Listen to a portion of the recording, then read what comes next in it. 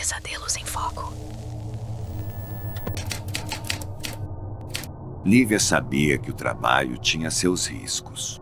Aos 30 anos, ela já tinha visto de tudo. Clientes bêbados, caras que não pagavam, até uns que tentavam ir longe demais. Mas ela era esperta, durona, e carregava um canivete no bolso da calça jeans que nunca precisou usar, até aquela noite. Era um sábado abafado em Recife, o calor grudando a blusa no corpo enquanto ela esperava na calçada de uma rua movimentada no bairro do Recife. O som de forró vinha de um bar próximo, misturado ao barulho de carros e conversas altas. O celular tocou com um pedido: Rua do Bom Jesus, 23h30. Casa Azul. Oi, tudo bem? Chego em 10 minutos. Casa Azul, não tem erro. A mensagem era de um número desconhecido, mas isso não era raro no aplicativo que ela usava para marcar os encontros. Lívia respondeu com um "tô te esperando" e guardou o celular, ajustando o batom no retrovisor de um carro estacionado. O dinheiro era bom, e ela precisava pagar as contas atrasadas. Às 23h30 em ponto, ela chegou à Rua do Bom Jesus. A Casa Azul era fácil de achar, uma construção antiga de 2 andares, tinta descascando, portão de ferro meio torto. Não era o tipo de lugar que inspirava confiança, mas Lívia já tinha estado em piores. Bateu no portão, e uma voz grave veio do outro lado: "Entra, tá aberto." Ela empurrou o metal rangente e atravessou um quintal pequeno, cheio de mato e restos de garrafas quebradas. A porta da casa estava entreaberta, e uma luz fraca escapava pela fresta. Lívia entrou, os saltos ecoando no chão de madeira podre. "Oi?" "Cheguei", anunciou, a voz firme.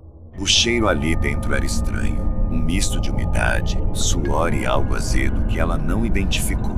Um homem surgiu da sala ao lado, alto, magro, com uma camisa social amassada e calça jeans desbotada. Tinha uns 40 anos, barba mal feita e olhos que não piscavam direito. "Lívia, né? Senta aí", disse ele, apontando para um sofá velho coberto por um lençol sujo. Ela sentou, cruzando as pernas, mantendo o canivete no bolso ao alcance. "Então, o que você quer hoje?" perguntou, o tom profissional. O homem não respondeu de imediato. Em vez disso, pegou uma garrafa de cachaça e 2 copos de plástico, enchendo ambos até a borda. "Bebe comigo primeiro", disse, empurrando um copo na direção dela. Lívia pegou o copo, mas não bebeu. Algo naquele olhar dele a deixou alerta. "Não bebo em serviço", respondeu, com um sorriso forçado. Ele deu de ombros e virou o próprio copo de uma vez, o líquido escorrendo pelo queixo. "Você é bonita, sabia? Mais do que nas fotos." A voz dele era lenta, arrastada, como se estivesse segurando algo. Lívia sentiu o estômago revirar, mas manteve a compostura. "Valeu. Vamos logo com isso." Ele se levantou, cambaleando um pouco, e foi até uma cômoda no canto da sala. Pegou uma caixa de madeira pequena, daquelas que pareciam guardar joias, e voltou com um sorriso torto. "Tenho uma coisa para te mostrar." Abriu a caixa, e dentro havia uma coleção de brincos, todos diferentes, alguns dourados, outros de prata, uns com pedras coloridas. "Escolhe um. São das minhas meninas." Lívia franziu a testa. "Suas meninas?" perguntou, o tom cauteloso. Ele riu, um som rouco e seco. "É as que vieram antes de você. Todas deixaram um pedacinho comigo." O ar ficou mais pesado, e Lívia percebeu, tarde demais, que a porta da frente estava trancada por dentro com um cadeado que ela não tinha visto ao entrar. Ela se levantou devagar, a mão deslizando para o bolso. "Olha, acho que vou embora. Não tô me sentindo bem." O homem ficou de pé também, bloqueando o caminho. "Ninguém vai embora até eu dizer que pode", disse ele, o sorriso sumindo. Foi então que ela viu, na parede atrás dele, escondida pela penumbra, havia fotos. Dezenas delas. Mulheres sorrindo, posando, algumas com o mesmo sofá ao fundo. Todas com X vermelhos desenhados sobre os rostos. Lívia sacou o canivete, o coração disparado. Me deixa sair ou eu te corto, ameaçou, a voz firme apesar do medo. Ele riu de novo, um som que gelou o sangue dela. Você não é a primeira a tentar. De um canto da sala, ele pegou uma faca de cozinha, a lâmina manchada de ferrugem, ou algo pior. Mas eu sempre ganho. Ela não esperou. Correu para a porta, batendo com o ombro, mas o cadeado segurou firme. Ele avançou, mais rápido do que parecia capaz, e Lívia girou, o canivete cortando o ar. Acertou o braço dele, e o sangue jorrou, escuro e grosso. Ele gritou, mas não parou, a faca vindo na direção do peito dela. Lívia desviou por pouco, o metal raspando sua blusa, e chutou a perna dele com toda a força. Ele caiu, gemendo, e ela aproveitou para correr até a janela dos fundos. O vidro estava rachado, mas intacto. Com o cabo do canivete, ela quebrou um pedaço, cortando a mão no processo. O sangue escorria, quente, mas ela não parou. Passou pelo buraco, os cacos rasgando suas roupas, e caiu no quintal, o ar úmido enchendo os pulmões. Atrás dela, ouviu ele gritando: "Você volta." Elas sempre voltam. Lívia correu pela rua, descalça, os pés sangrando no asfalto. Só parou quando chegou a uma lanchonete aberta, onde um casal a ajudou a chamar a polícia. Horas depois, os policiais invadiram a Casa Azul. Encontraram a caixa de brincos, as fotos e, no porão, um freezer velho. Dentro, pedaços de corpos, alguns recentes, outros já em decomposição. O homem foi preso, mas não antes de dizer, rindo, que elas ainda estão comigo. Dias depois, no X, alguém postou: "Ouvi dizer que pegaram um maluco na Rua do Bom Jesus. Matava garotas de programa e guardava lembranças. Outro respondeu: "Conheci uma menina que trabalhava lá, a Lívia. Ela sumiu semana passada." Mas Lívia não respondeu. Estava viva, escondida em outra cidade, olhando para o brinco que ainda usava, o par daquele que deixará cair no chão da Casa Azul. Clara nunca gostava de trabalhar na zona norte do Rio de Janeiro. As ruas eram estreitas, mal iluminadas, e os clientes tinham um jeito mais bruto, mais exigente. Mas o aluguel não se pagava sozinho, e naquela noite de quinta-feira, com a chuva tamborilando no telhado de zinco das casas, ela não tinha escolha. Aos 24 anos, Clara era conhecida por sua beleza discreta, cabelo castanho liso, pele morena e um sorriso que desarmava até os mais desconfiados. Ela estava na esquina de uma rua sem nome, perto de um bar decadente, quando o celular apitou com uma nova solicitação. Quarto 13, Motel Paraíso. 23 horas, pago o dobro se chegar na hora. A mensagem era curta, direta, e o valor prometido fez seus olhos brilharem. O Motel Paraíso ficava a uns 20 minutos dali, um lugar velho e meio esquecido, mas que ainda atraía quem queria discrição. Clara conferiu o relógio, 22 horas e 35, e chamou um carro por aplicativo. O motorista, um homem calado de barba rala, não perguntou nada além do destino. Melhor assim. Chegando ao motel, a fachada desbotada e as luzes neon piscando davam um ar de filme noir. Clara pagou a corrida, ajustou a bolsa no ombro e caminhou até a recepção. O atendente, um sujeito magro com olheiras profundas, mal levantou os olhos do celular. Quarto 13. Escada à direita. Ele já tá lá. Ela sentiu, subiu os degraus rangentes e bateu na porta indicada. Ninguém respondeu. Bateu de novo, mais forte. Silêncio. Irritada, ela girou a maçaneta e entrou. O quarto era pequeno, com paredes de um amarelo encardido e uma cama de colchão afundado no centro. Um abajur vermelho jogava sombras estranhas pelo ambiente, e o cheiro de cigarro velho impregnava o ar. Mas não havia ninguém. "Que brincadeira é essa?", murmurou Clara, fechando a porta atrás de si.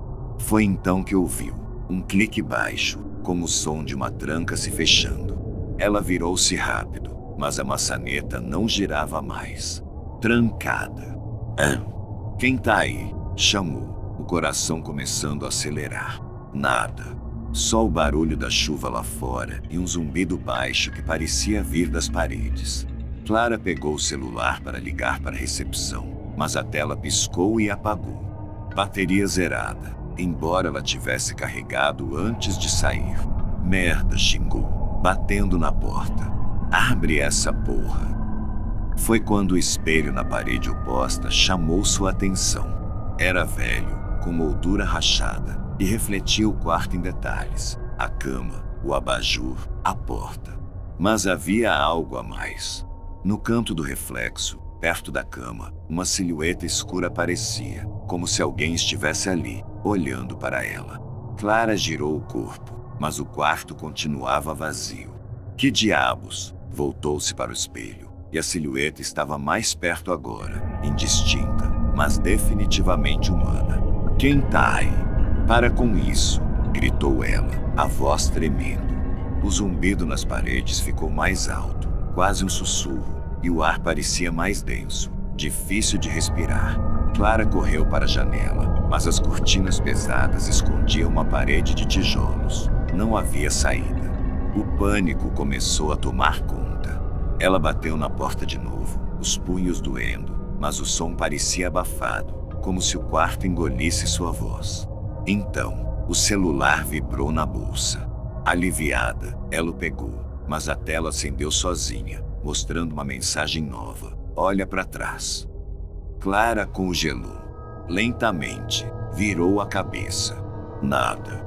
O quarto estava vazio, exceto por ela. Mas no espelho, a silhueta agora estava bem atrás do reflexo dela, tão perto que parecia tocar seus ombros. Era alta, encurvada, e os contornos tremiam como fumaça. Clara gritou e jogou o celular contra o espelho, mas o vidro não quebrou, apenas absorveu o impacto, e o aparelho caiu no chão, intacto. O zumbido virou vozes. Baixas, indistintas, mas muitas, falando ao mesmo tempo. Você trouxe ele. Ele te escolheu. Não vai embora. Clara caiu de joelhos, tapando os ouvidos, mas as vozes pareciam vir de dentro da cabeça dela. Foi então que notou algo no chão, sob a cama. Marcas de arranhões, dezenas delas, como se alguém tivesse tentado cavar uma saída com as unhas. E ao lado, um brinco dourado, idêntico ao que ela usava no outro ouvido. Mas ela nunca tinha perdido um brinco ali. Ou tinha. A porta rangiu. Clara levantou os olhos, esperançosa, mas o que entrou não era o cliente, nem o recepcionista. Era uma figura magra, vestida de preto, o rosto coberto por um capuz. Não dizia nada, apenas caminhava em sua direção, os passos silenciosos demais para o assoalho velho. Ela recuou até bater na parede, o coração na garganta. O que você quer? Me deixa sair, implorou. A figura parou a 1 metro dela, inclinou a cabeça e estendeu a mão. Dedos ossudos seguravam uma chave enferrujada. Clara hesitou, mas pegou a chave. Tremendo, correu para a porta e a encaixou na fechadura. Girou uma vez, 2, e a tranca cedeu. Ela abriu a porta e caiu no corredor, o ar fresco enchendo seus pulmões. Olhou para trás, mas o quarto estava vazio de novo, a figura sumida. Sem pensar 2 vezes, desceu as escadas correndo, passou pelo recepcionista, que nem notou sua saída, e caiu na rua, a chuva lavando o suor e o medo. No dia seguinte, Clara tentou esquecer tudo, mas naquela noite, o celular apitou de novo. Quarto 13. Motel Paraíso. 23 horas, você volta. Ela deletou a mensagem, bloqueou o número, mas o aparelho vibrou outra vez. A mesma mensagem, de um remetente diferente. E outra, até que a tela mostrou uma foto. Clara, no quarto 13, olhando para o espelho, com a silhueta atrás dela. Só que, na foto, ela não estava gritando. Estava sorrindo. Semanas depois, no X, alguém postou: alguém conhece uma garota chamada Clara? Trabalhava na Zona Norte. Sumiu faz dias. Outro respondeu: ouvi dizer que ela foi vista saindo do Motel Paraíso. Mas o cara da recepção jura que o quarto 13 tá vazio há meses. Um terceiro tweet, anônimo, dizia apenas: ela não saiu. Ela tá esperando.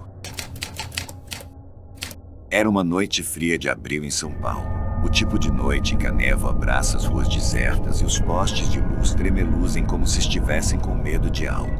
Mariana, uma jovem de 27 anos, trabalhava como garota de programa há 3 anos. Não era o que ela sonhava quando criança, mas a vida tem um jeito cruel de rearranjar planos. Ela era conhecida no meio: cabelo preto ondulado, olhos verdes penetrantes e uma presença que fazia os homens virarem a cabeça mesmo sem querer. Mas naquela noite, algo estava diferente. O ar parecia mais pesado, e um calafrio insistente subia por sua espinha enquanto ela esperava por um cliente no ponto de sempre, na esquina da Rua Augusta. O celular vibrou. Uma mensagem: chego em 10 minutos. Carro preto, placa termina em 7. Te vejo no beco atrás do bar. Mariana franziu a testa. O beco não era seu lugar favorito, escuro, úmido e fedendo a lixo. Mas o cliente parecia decidido, e o pagamento prometido era bom demais para recusar. Ela ajustou o casaco, acendeu um cigarro e caminhou até o local combinado, os saltos ecoando no asfalto molhado. Quando chegou, o carro já estava lá, estacionado sob a única lâmpada quebrada do beco. Um sedã preto, vidros escuros, motor ainda ligado. A janela desceu lentamente, e um homem de uns 40 anos a encarou. Ele tinha olhos fundos, quase escondidos sob a aba de um chapéu surrado, e um sorriso que não chegava a olhar. Mariana, né? Entra, disse ele, a voz rouca como se tivesse fumado um maço inteiro antes de chegar. Ela hesitou. Algo naquele tom, naquela quietude, a deixou inquieta. Mas o dinheiro falava mais alto. Ela abriu a porta e entrou. O interior do carro cheirava a mofo e a algo metálico, como ferro velho. O homem não disse mais nada, apenas acelerou, saindo do beco e pegando uma rua estreita que Mariana não reconheceu. "Pra onde a gente tá indo?", perguntou ela, tentando soar casual. Ele não respondeu, apenas tamborilou os dedos no volante, um ritmo estranho, quase hipnótico. Foi então que ela notou. As unhas dele eram longas, amareladas e pareciam sujas de terra. Um arrepio subiu por suas costas, mas ela se forçou a ficar calma. Já vi coisa pior, pensou. Depois de uns 15 minutos, o carro parou em frente a um prédio abandonado na periferia da cidade. As janelas estavam quebradas, e o mato crescia selvagem ao redor, como se a natureza estivesse reclamando o lugar. "Aqui?", perguntou Mariana, a voz falhando um pouco. O homem virou-se para ela, o rosto agora iluminado pela luz fraca de um poste distante. "Você já esteve aqui antes", disse ele, os olhos fixos nos dela. "Não lembra?" Mariana riu, nervosa. "Nunca vim para esse fim de mundo. Tá me confundindo com outra." Mas ele não riu de volta. Apenas abriu a porta e fez um gesto para que ela o seguisse. Contra seu melhor julgamento, ela foi. O instinto gritava para correr, mas a curiosidade e o medo de deixá-lo irritado a mantiveram no encalço dele. Dentro do prédio, o ar era ainda mais frio, carregado de um cheiro que ela não conseguia identificar. O homem a levou por um corredor longo, as paredes cobertas de mofo e rabiscos indecifráveis. No fim do corredor, havia uma porta de metal enferrujada. Ele a abriu com um empurrão, revelando um quarto pequeno, iluminado apenas por uma vela tremulante sobre uma mesa improvisada. No canto, havia um espelho grande, rachado, mas ainda refletindo o ambiente. "Olha no espelho", disse ele, a voz agora mais baixa, quase um sussurro. Mariana franziu a testa, mas obedeceu. No reflexo, viu o quarto vazio, a vela, o homem ao seu lado. Mas algo estava errado. O reflexo dela não estava lá. Seu coração disparou. Ela girou para trás, mas o homem continuava parado, imóvel, os olhos cravados nela. Você já esteve aqui, repetiu ele. Você só não quer lembrar. Que porra é essa? Gritou ela, recuando até bater na parede. O homem deu um passo frente, e a luz da vela revelou algo que ela não tinha notado antes. A pele dele parecia estranhamente frouxa, como se fosse uma máscara mal ajustada. Você me chamou, disse ele, o sorriso se alargando. Naquela noite, 3 anos atrás. Mariana sentiu o chão ceder sob seus pés. 3 anos atrás. Ela tentou bloquear as memórias, mas elas vieram como um soco. A chuva torrencial, o cliente que não parava de rir, o beco escuro onde tudo terminou. Ela se lembrava de lutar, de gritar, de sentir o frio da lâmina contra a garganta. Mas depois era um borrão. Ela acordara no dia seguinte em casa, viva, com hematomas que nunca explicou. Sempre achou que tinha escapado por sorte. Mas agora, olhando para aquele homem, ela não tinha mais certeza. Você não escapou, disse ele, como se lesse seus pensamentos. Você ficou comigo, só que ainda não sabia. Ele apontou para o espelho novamente, e dessa vez, Mariana viu. No reflexo, havia uma figura atrás dela, uma mulher de cabelo preto, olhos verdes, o pescoço cortado de um lado ao outro, sangue escorrendo como um rio escuro. Era ela, ou o que restava dela. Mariana gritou, mas o som morreu no ar. O homem agarrou seu braço, as unhas cravando na pele, e a puxou para o espelho. Você me chamou naquela noite, sussurrou ele, o hálito fétido contra seu rosto. E eu vim. Agora você fica. O vidro do espelho começou a ondular, como água, e antes que ela pudesse reagir, foi sugada para dentro. A última coisa que viu foi o homem sorrindo, a pele do rosto escorregando para revelar algo pior por baixo, algo que não era humano. Dias depois, os colegas de Mariana comentaram no X sobre seu desaparecimento. Ela sumiu depois de pegar um cliente na Augusta. Alguém viu ela por aí? Um usuário respondeu, vi um carro preto rondando o beco naquela noite. Placa terminava em 7. Não gostei do cara que estava dentro. Outro postou, ouvi um grito vindo daquele prédio abandonado na Zona Leste. Será que era ela? Semanas se passaram, e o caso esfriou. Mas dizem que, às vezes, nas noites mais escuras, uma mulher de cabelo preto e olhos verdes aparece na Rua Augusta, oferecendo seus serviços. Os que aceitam nunca voltam. E no espelho de um prédio abandonado, algo espera, paciente, por mais uma alma que não lembra o que já perdeu.